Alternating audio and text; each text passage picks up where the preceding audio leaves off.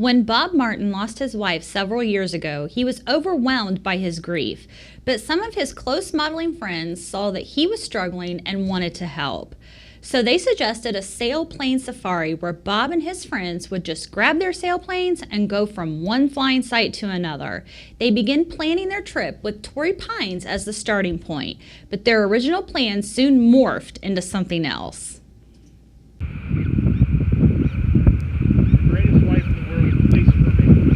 When Bob and his friends were planning their trip to Torrey Pines, the word spread and a thread was created on RC groups.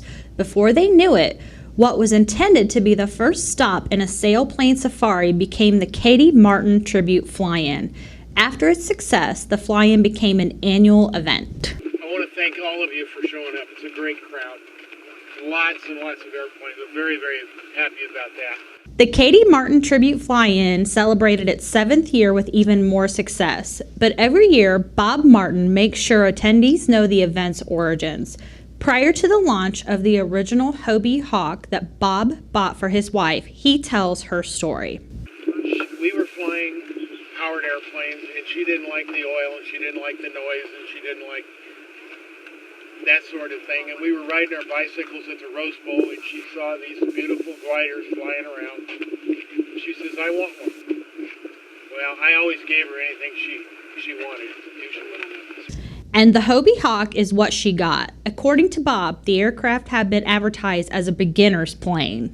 Well, not so. It was not a trainer by any means, and we ended up having to get other airplanes. But that was the first airplane I bought for her.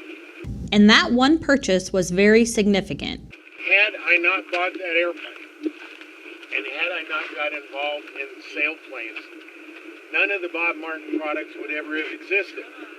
So that makes her pretty important in the whole scheme of things, right? Bob cannot stress the role Katie played in his life enough. She was a wonderful person for me.